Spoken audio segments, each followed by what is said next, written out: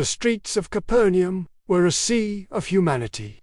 Dust kicked up by thousands of feet hung in the air, thick with the sound of voices, a restless tide of people, all pushing forward.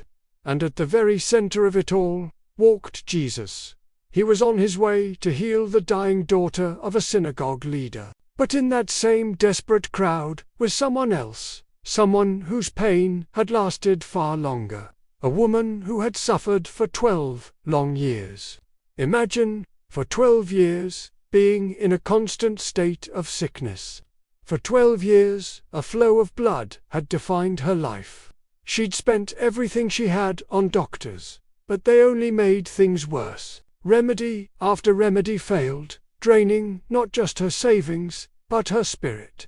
Friends and family slowly drifted away, cautious of her condition, which, according to the law, made her ceremonially unclean. Hope, once a flickering candle, had been all but extinguished. Day after day, she was isolated, pushed out of homes, barred from the marketplace, and worst of all, unable to enter the temple to worship. She was an outcast, living in the shadows. But today, a single whisper cut through the noise of the city. A name carried on the wind. Jesus is here. And with that name, something stirred in her heart. A spark, a possibility. She thought to herself, a desperate, fragile prayer. If I can just touch his clothes, just the edge of his robe, I know I will be healed. It wasn't a loud declaration, but a quiet, powerful conviction that began to fuel her every move. This one thought became her entire world. The crowd was a solid wall of bodies. Pushing through was an agonizing effort. Every step sent a jolt of pain through her weakened frame. Every breath was a struggle. People bumped into her without a second glance. Some shoved her aside, annoyed by her slow, determined shuffle. But she didn't stop. She couldn't. Her body was screaming in protest. It was breaking down, but her faith was rising like a flood. In the distance, through the gaps in the crowd, she finally saw him. Jesus. He walked with a calm authority, surrounded by his disciples and a throng of endless seekers, all vying for his attention. For a moment, her legs felt like they would give out. Her vision blurred with exhaustion and unshed tears. But she kept moving, one painful step at a time. Closer, she had to get closer. This was it, her one chance, her final thread of hope. As Jesus walked past, the sheer force of the crowd pushed her to her knees. She was so close now, her hand, trembling uncontrollably, reached out from the sea of legs and dusty sandals. The hem of his garment, the simple fringe on his robe, passed within inches of her fingertips. With every ounce of strength she had left, she stretched her hand one last time, and the tip of her finger brushed against the fabric. In that instant, everything changed.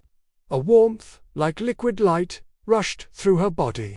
The chronic ache, the constant fatigue, the source of her shamit, all vanished.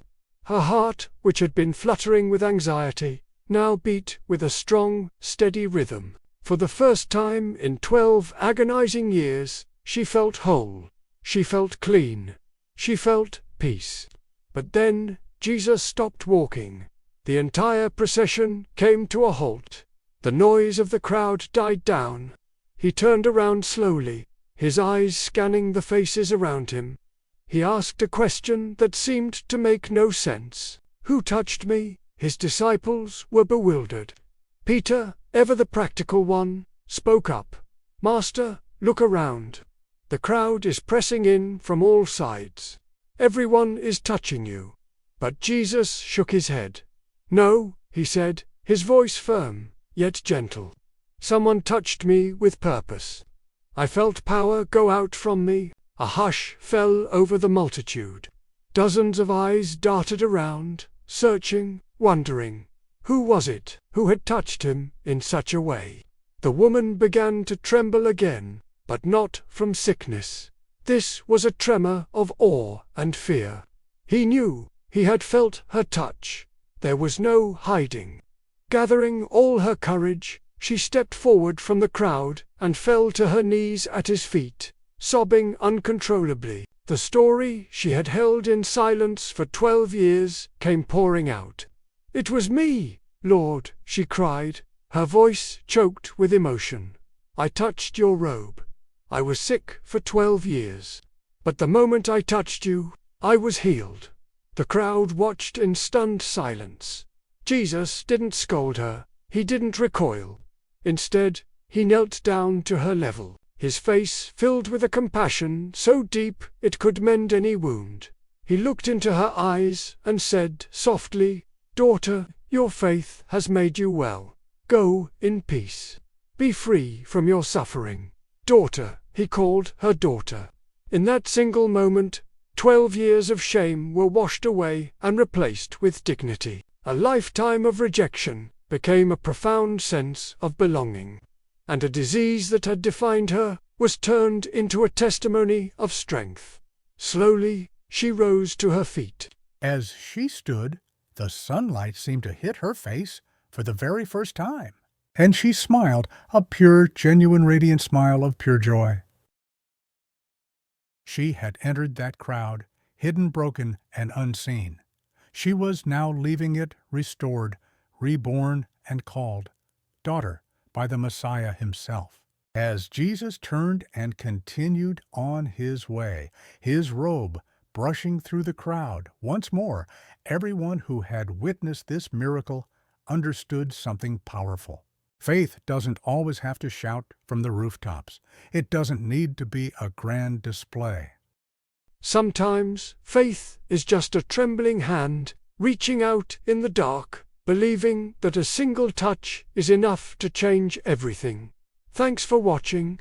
If this story touched you, please consider subscribing for more content like this.